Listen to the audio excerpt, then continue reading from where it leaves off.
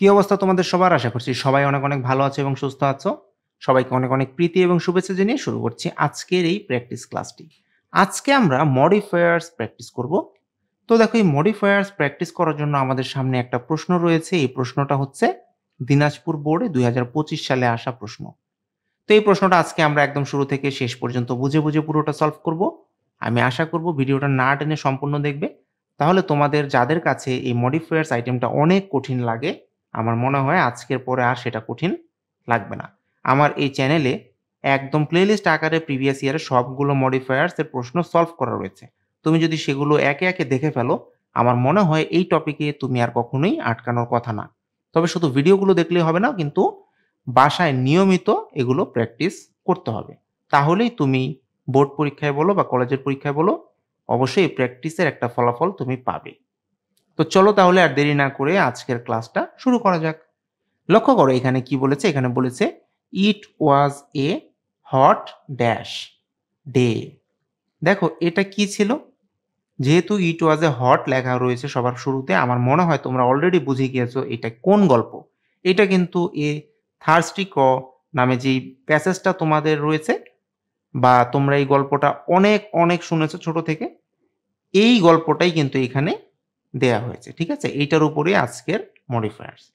তাহলে দেখো ইট ওয়াজ এ hot dash day, তার মানে এটা একটা গরম দিন ছিল।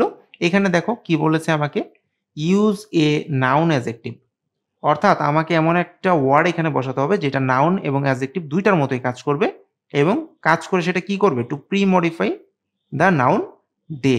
দেখো এই ডে নাউনটার আগে এমন একটা ওয়ার্ড বসালেই চলবে যেটা একই সাথে নাউন এবং অ্যাজেক্টিভ দুইটার কাজই করবে। তাহলে দেখো আমরা এখানে কি করতে পারি? এইটা আমরা সবাই জানি যে গ্রীষ্মের একটা গরম দিন ছিল, কারণ গ্রীষ্মকাল ছাড়া তো আর গরম দিন হয় না, তাই না? তাহলে আমরা কি করব? ইট ওয়াজ এ হট সামার ডে, এইটা আমরা লিখতে পারি। দেখো আমি যদি এখানে এখানে যদি আমি সামার এইটা বসাই, তারপর আমি যদি দেখি এটার মিনিংটা কি দাঁড়িয়েছে। দেখো সামার মানে তো গ্রীষ্ম, তার মানে এইটা একটা গ্রীষ্মের গরম দিন ছিল। এখন দেখো এটা কেমন দিন ছিল? সামার ডে, এরকম। এইটা যদি আমি বোঝাতে পারি তাহলে দিনটা কেমন ছিল, দিনের বৈশিষ্ট্যটা কি, সেই ক্ষেত্রে কিন্তু এটা অ্যাডজেক্টিভের কাজ করছে। আবার সামার বা গ্রীষ্মকাল এটা কিন্তু একটা নাউন। তার মানে দেখো এটা এমন একটা ওয়ার্ড যেটা নাউনেরও কাজ করে, আবার অ্যাডজেক্টিভেরও কিন্তু কাজ করে। তাহলে এখানে তো আমরা এই ওয়ার্ডটা বসাতেই পারি, ইট ওয়াজ আ হট সামার ডে।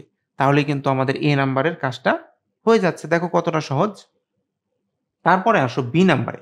দেখো এখানে কি বলেছে? এ ড্যাশ, এরপর বলেছে প্রি মডিফাই দ্য নাউন, অর্থাৎ এই যে ক্র বা কাক, এটার আগে এমন একটা ওয়ার্ড আমাদেরকে বসাতে হবে এইটা এই নাউনটাকে যাতে মডিফাই করতে পারে। ঠিক আছে? এখন তুমি দেখো এ ড্যাশ ক্র ফ্লিউ, উড়ে যাচ্ছিল, কারণ ফ্লিউ মানে কিন্তু উড়ে যাওয়া। তো সে উড়ে যাচ্ছিল অল ওভার দ্য ফিল্ডস। দেখো তার মানে হচ্ছে সে সবগুলো মাঠের উপর দিয়ে কিন্তু উড়ে যাচ্ছিল। ঠিক আছে? এরকম। তো লুকিং ফর ওয়াটার, তার মানে কি? তার মানে সে খুঁজছিল ওয়াটার বা পানি। তারপরে দেখো কি বলেছে? ফর এ লং টাইম, মানে একটা লম্বা সময় ধরে she could not find any water, তার মানে সে কোনো পানি খুঁজে পায়নি। তো যেহেতু সে পানি খুঁজছিল এবং সে অনেক লম্বা সময় ধরে পানি খুঁজে পায়নি, তার মানে সে কি ছিল? অবশ্যই সে তৃষ্ণার্ত ছিল। তো যদি সে তৃষ্ণার্ত থেকে থাকে, তাহলে আমাদের কাজ কি? আমাদের কাজ হচ্ছে এখানে এমন একটা ওয়ার্ড বসানো যেটার মিনিং হবে তৃষ্ণার্ত। একটি তৃষ্ণার্ত কাক। এই তৃষ্ণার্ত এইটা যদি আমরা এখানে বসাতে পারি, তাহলে কাকটা কেমন ছিল? তৃষ্ণার্ত একটা কাক। তাহলেই কিন্তু দেখো আমাদের এই বি নাম্বারের অ্যান্সারটা হয়ে যাবে। তাহলে আমরা সবাই জানি তৃষ্ণার্ত এটার ইংরেজি হচ্ছে থার্স্টি। তাহলে আমরা এখানে কি বসাবো? দেখো বসিয়ে দিচ্ছি থার্স্টি। ঠিক আছে? এ থার্স্টি ক্র। তাহলে কিন্তু আমার এই পর্যন্ত শেষ। এরপরে আসো, দেখো এখানে কি বলেছে? শি ফেল্ট, মানে সে অনুভব করেছিল। সি একটা ব্ল্যাঙ্কস রয়েছে, তারপর বলেছে ইউজ অ্যান ইন্টেন্সিফায়ার। দেখো ইন্টেন্স মানে কিন্তু তীব্র। তো এখানে আমাকে বলেছে এমন একটা ওয়ার্ড বসাতে হবে যেটা এই যে বাক্যের যে তীব্রতা, যে কাজটা সেটাকে একটু বাড়িয়ে দিবে। ঠিক আছে? তারপর বলেছে two pre modify the adjective. যেমন দেখো এই যে উইক, এই ওয়ার্ডটাকে আমাকে মডিফাই করতে হবে কিসের মাধ্যমে? ইন্টেন্সিফায়ারের মাধ্যমে। ইন্টেন্স মানে আমি তো বললাম যে তীব্রতা বাড়ানো। তো সে উইক অনুভব করছিল, তাই না? উইক মানে কিন্তু দুর্বল। এখন আমি যদি এটা তীব্রতা আরো বাড়াতে চাই, সে অনেক দুর্বলতা অনুভব করছিল, এইটা আমাকে বলতে হবে। তাহলে দেখো অনেক, সেই ক্ষেত্রে আমি এখানে কি বসাতে পারি? শি ফেল্ট ভেরি উইক, মানে সে অনেক বেশি উইক বা দুর্বল অনুভব করছিল। তো আমি যদি দেখো এখানে ভেরি বসিয়ে দিই, তাহলেই কিন্তু আমার কাজটা হয়ে যাচ্ছে, ইনটেনসিফাই হয়ে গেল। তো এই ইনটেনসিফায়ার ব্যাপারটা কিন্তু খুব ক্রিটিক্যাল কিছু না। জাস্ট তোমাকে এটার তীব্রতাটা একটু বাড়িয়ে দিতে পারলেই হবে। তারপর দেখো বলেছে অলমোস্ট গিভিং আপ হোপ। দেখো গিভ আপ মানে কিন্তু ত্যাগ করা। তাহলে সে কি ত্যাগ করে দুর্বল অনুভব করছিল? সে কিন্তু আশা বা হোপ ত্যাগ করে সে অনেক বেশি দুর্বল অনুভব করছিল। তারপর দেখো কি বলেছে? বলেছে সাডেনলি মানে তৎক্ষণাৎ she saw a water jug below her, মানে সে তার নিচের দিকে দেখতে পেল একটি পানির একটি জগ সেখানে রয়েছে। তারপর দেখো কি বলেছে যে শি ফ্লিউ মানে সে উড়ে গিয়েছিল। এরপর ডি নাম্বারের ব্ল্যাঙ্কসটা রয়েছে, এখানে বলেছে post modify the verb to see, দেখার জন্য সে উড়ে গিয়েছিল। If there was any water inside, মানে সেই যে জারটা বা জগটা যে সে দেখলো সেখানে কি আদৌ কোনো পানি রয়েছে কিনা সেটা দেখার জন্য সে উড়ে সেখানে গিয়েছিল। এখন আমাকে বলেছে পোস্ট মডিফাই দ্য ভার্ব। কোন ভার্ব? এই যে ফ্লিউ বা উড়ে গিয়েছিল এই ভার্ব। এখন দেখো ভার্বকে যদি আমি মডিফাই করতে যাই, তাহলে আমার কি লাগবে? সে যে উড়ে গিয়েছিল সে কিভাবে উড়ে গিয়েছিল, কেমনে উড়ে গিয়েছিল, সেইটা বসিয়ে দিলেই কিন্তু এখানে ভার্বটা মডিফাই হয়ে গেল। ঠিক আছে? মানে মেইনলি আমাকে একটা অ্যাডভার্ব এখানে নিয়ে আসতে হবে। তখন তুমি যদি অ্যাডভার্বের ব্যাপারটা না বুঝতে চাও, তুমি সেই ক্ষেত্রে জাস্ট চিন্তা করো যে ভার্বটাকে এখন তোমাকে মডিফাই করতে হবে। তো ভার্বকে আমরা যখন মডিফাই করব, তখন আমরা কিভাবে চিন্তা করব? যে সে কেমনে গিয়েছিল, কি করেছিল, কিভাবে করেছিল, এরকম। তাহলে শি ফ্লিউ মানে সে উড়ে গিয়েছিল। কিভাবে উড়ে গিয়েছিল? দ্রুত গতিতে সে উড়ে গিয়েছিল, তাই না? যেহেতু সে অনেক তৃষ্ণার্ত ছিল এবং সে পানি দেখেছে। তাহলে আমরা কি করতে পারি? শি ফ্লিউ দ্রুত গতিতে। দ্রুত গতি ইংরেজি কি? কুইক। আর দ্রুত গতিতে এইটা বোঝানোর জন্য আমাদেরকে কি করতে হবে? কুইকলি ইউজ করতে হবে। ঠিক আছে? দেখো আমি এখানে লিখছি কুইকলি। সে উড়ে গিয়েছিল দ্রুত গতিতে দেখার জন্য যে সেখানে কোনো পানি ভেতরে রয়েছে কিনা। তারপর দেখো কি রয়েছে? She could see some water inside the jug. তার মানে দেখো, হ্যাঁ সে দেখতে পেয়েছে কি? কিছু পানি। ইনসাইড মানে তো ভেতরে। কিসের ভেতরে? জগ বা জারের ভেতরে সে কিছু পানি দেখতে পেয়েছে। এরপর দেখো কি বলেছে? দ্য ক্রো ট্রাইড মানে সে চেষ্টা করেছিল। তারপর এখানে একটা ব্ল্যাঙ্কস রয়েছে। তারপর বলেছে dash use an infinitive phrase. দেখো to post modify the verb. তার মানে এই যে ট্রাইড মানে চেষ্টা করেছিল, এটার পরে একটা ইনফিনিটিভ ফ্রেজ আমাদেরকে চিন্তা করতে হবে। এইটা খুবই সহজ, কোনো ভয় পাওয়ার কারণ নেই। ইনফিনিটিভ মানে হচ্ছে টু প্লাস ভার্বের একটা প্রেজেন্ট ফর্ম লাগবে, এইটুকুই। টু এর পরে জাস্ট ভার্বের একটা প্রেজেন্ট ফর্ম দিয়ে দিলেই কিন্তু এখানে ইনফিনিটিভ হয়ে যাচ্ছে। আর যেহেতু বলেছে ফ্রেজ, এটাও সহজ। ফ্রেজ মানে হচ্ছে দুই বা ততোধিক শব্দ। তার মানে টু প্লাস ভার্বের প্রেজেন্ট ফর্ম প্লাস সামথিং যদি তুমি দিয়ে দাও তাহলেই হয়ে যাবে। কোনো কঠিন বা জটিল কিছু না। এখন দেখো এই যে ক্র বা কাকটা ট্রাইড বা চেষ্টা করেছিল। এখন তুমি দেখো সে যে চেষ্টা করেছিল, কি চেষ্টা করেছিল? অবশ্যই সেই জগটা বা জারটা যেটা সে দেখেছে, ঠিক আছে? বা কলসটা সে দেখেছে, সেখান থেকে নিশ্চয়ই সে পানিটা পান করার চিন্তা করবে, তাই না? ব্যাপারটা তো তাই। কারণ এছাড়া তো তার কাছে ওই সময়ের আসলে কোনো টার্গেট নাই। তাহলে আমরা কি করব? এইখানে দ্য ক্রো ট্রাইড পান করার জন্য। তাহলে পান করা ইংরেজি হচ্ছে ড্রিংক। তাহলে দেখো যেহেতু ইনফিনিটিভ ফ্রেজ বলেছে, আমি আগে একটা টু ইউজ করি, তারপর পান করার ইংরেজিটা বসাতে হবে প্রেজেন্ট ফর্মে, ঠিক আছে? To drink. এখন কি পান করবে? ওয়াটার। তো টু ড্রিঙ্ক ওয়াটার এইটা যদি আমি বসাই, তাহলে দেখো টু ড্রিঙ্ক ইনফিনিটিভ হয়ে গেল। ওয়াটার, তাহলে টু ড্রিঙ্ক ওয়াটার যখন আমরা একসাথে মার্চ করছি তখন কিন্তু এটা ফ্রেজের কাজ করছে, ঠিক আছে? তাহলে দেখো কত সহজে একটা ইনফিনিটিভ ফ্রেজ হয়ে গেল। তো এই আর কি। এরপর দেখো কি বলেছে? স্যাডলি বা দুর্ভাগ্যবশত শি ফাউন্ড দ্যাট মানে সে দেখেছে যে বা সে দেখতে পেল যে the neck of the jug was too narrow. দেখো নেক মানে কিন্তু ঘাড় বা গলা অনেক বেশি ন্যারো বা সরু ছিল, মানে যেটা দিয়ে আসলে পানি পান করা যাচ্ছে না। Then she tried to push the jug down for the water to flow out, মানে সে ওই জারটাকে কি করলো? এটাকে সে নিচের দিকে নামিয়ে আনার জন্য সে চেষ্টা করলো বা ধাক্কা দিল, ঠিক আছে? কেন? যাতে পানিটা বেরিয়ে আসে এবং সে খেতে পারে। তারপর দেখো বলেছে বাট বা কিন্তু she found মানে সে দেখলো যে এরপর F নাম্বারে একটা ব্ল্যাঙ্কস রয়েছে আর আমাকে বলেছে use a demonstrative to pre-modify the noun jug too heavy।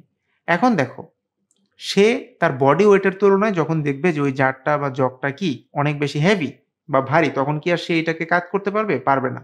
তো সেইটাই এখানে ঘটেছে। সে দেখেছে যে জগটা অনেক বেশি হেভি। তো দেখো এইখানে আমরা কি করতে পারি? বলেছে ডেমনস্ট্রেটিভ মানে যেটা নির্দেশ করে। তো সে দেখেছে, আমরা যদি এখানে দ্যাট বসাই, দ্যাট মানে কিন্তু যে, তার মানে সে দেখলো যে, কি দেখলো? জগটা অনেক বেশি হেভি ছিল, ঠিক আছে? তো এরপরে আসো এখানে কি বলছে? দ্য ক্র থট মানে কাকটা ভেবেছিল বা চিন্তা করেছিল। এরপর জি নাম্বারের ব্ল্যাঙ্কস রয়েছে। এখানে বলছে যে ইউজ এ ফ্রেজ মানে একটা ফ্রেজ ইউজ করো to post modify the verb. What to do মানে কি করতে হবে। তার মানে কাকটা থট বা চিন্তা করছিল যে কি করতে হবে। এখন আমাকে বলেছে একটা ফ্রেজ ইউজ করতে হবে এই থট ভার্বটাকে মডিফাই করার জন্য। আর ফ্রেজ মানে কি? ২ বা ততোধিক শব্দ আমাকে এখানে বসিয়ে দিতে হবে। তাহলে দেখো কাকটা যে চিন্তা করছিল সে কি চিন্তা করলো? কিছু সময়ের জন্য চিন্তা করতে লাগলো, তাই না? তাহলে যে কিছু সময়ের জন্য এটার ইংরেজিটা যদি আমি এখানে বসাতে পারি, আমার কাজ শেষ। তাহলে আমি এখানে কি বসাতে পারি? দেখো কিছু সময়ের জন্য এটা বোঝানোর জন্য আমরা যেটা ব্যবহার করি সেটা হচ্ছে দেখো ফর এ হোয়াইল, ঠিক আছে?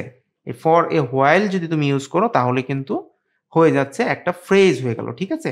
ফর এ হোয়াইল বা কিছু সময়ের জন্য যে হোয়াট টু ডু বা কি করতে হবে। এরপরে দেখো এইচ নাম্বারে সবার শুরুতে কি রয়েছে? বলেছে use a participle two pre modify the verb. তো পার্টিসিপলের বৈশিষ্ট্য তো তোমরা জানোই, ভার্বের সাথে সাধারণত একটা আইএনজি যুক্ত থাকে। সেই ক্ষেত্রে আরো বেশ কিছু কন্ডিশন অবশ্য রয়েছে, সেই ব্যাপারে বিস্তারিত আলোচনায় এখন যাচ্ছি না। সেটা আমরা পার্টিসিপলের ক্লাসে উল্লেখ করব। এখন শুধু আমাদেরকে ওইটুকুই বুঝতে হবে যেটা আমাদের অ্যান্সার করার জন্য জরুরি। দেখো dash she saw some pebbles nearby. দেখো পিবলস অর্থ কিন্তু পাথর। তার মানে সে দেখতে পেয়েছিল কিছু পাথর নিয়ার বাই বা তার নিকটে। তাহলে এখানে আমরা কি বসাবো?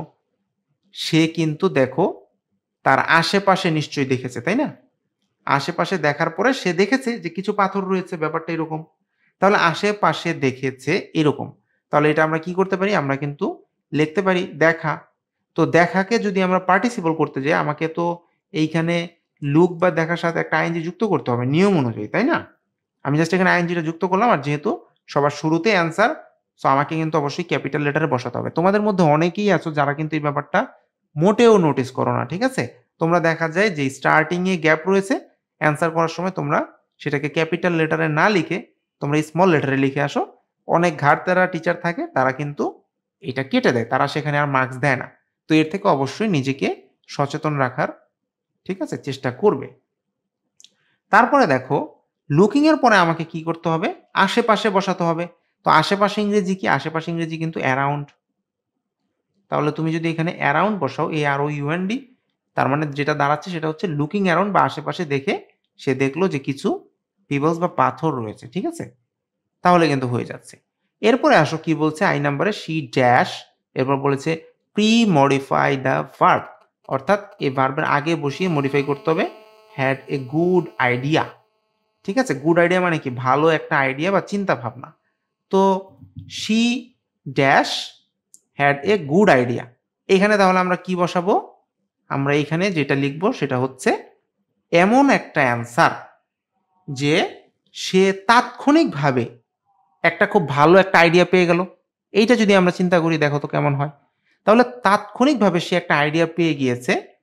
এইটা যদি আমি বসাতে পারি তাহলে কিন্তু এই হ্যাড পেয়েছিল। কেমন আইডিয়া পেয়েছিল? তাৎক্ষণিকভাবে আইডিয়া পেয়েছিল। তাহলেই কিন্তু হয়ে গেল। তো তাৎক্ষণিকভাবে এটার ইংরেজি যদি আমরা লিখি সেটা কি দাঁড়াবে? সেটা দাঁড়াবে হচ্ছে ইনস্ট্যান্টলি। ঠিক আছে? বা দেনও তুমি এখানে ইউজ করতে পারো। She then had a good idea.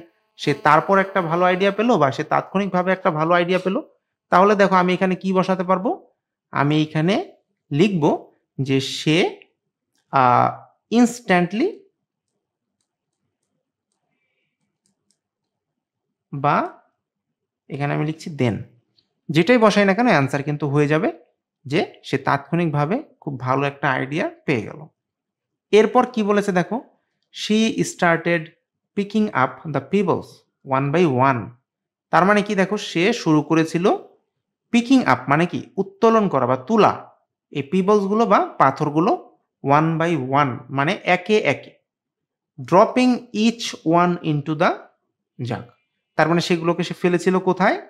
এই জগের মধ্যে। তাহলে এখন তুমি দেখো, সে যেহেতু একে একে পাথরগুলো তুলেছে এবং একে একে সেগুলোকে জগের মধ্যে ফেলেছে, এইটা এখানে জাস্ট বলেছে আর কি। তারপর দেখো কি বলছে, as more and more pebbles filled in the জাগ।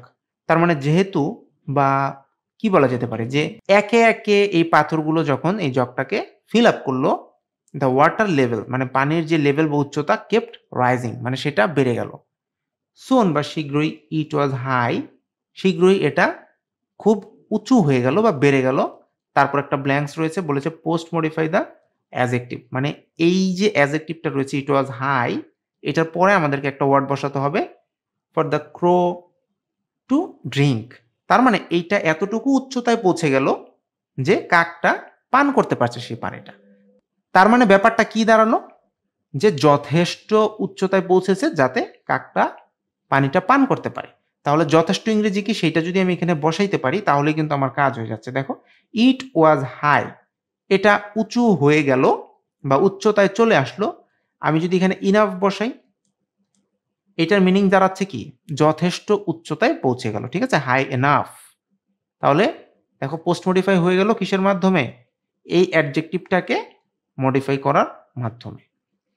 তারপরে দেখো কি বলছে, দ্য ক্রো বা কাকটা কোয়েন্সড মানে সে মিটিয়ে ফেললো তার তৃষ্ণাটা, its thirst and flew away এবং উড়ে গিয়েছিল। ঠিক আছে, তাহলে দেখো কতটা সহজে কিন্তু আমরা বুঝে বুঝে সম্পূর্ণ প্যাসেজটার মধ্যে এই ব্ল্যাঙ্কসগুলোকে ফিল আপ করতে পারলাম।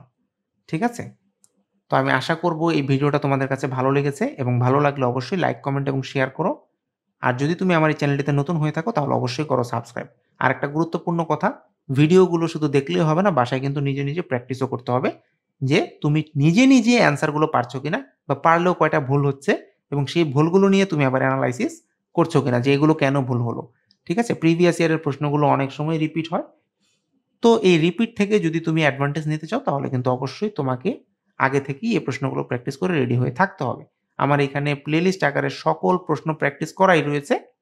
তো তোমাকে জাস্ট যে কাজটা করতে হবে সেটা হচ্ছে এই ভিডিওগুলো দেখতে হবে এবং তারপর তোমার যে বই রয়েছে সেখান থেকে এগুলো প্র্যাকটিস করতে হবে। তাহলে কথা হবে নতুন কোনো ভিডিওতে। Till then thanks for watching. Tata.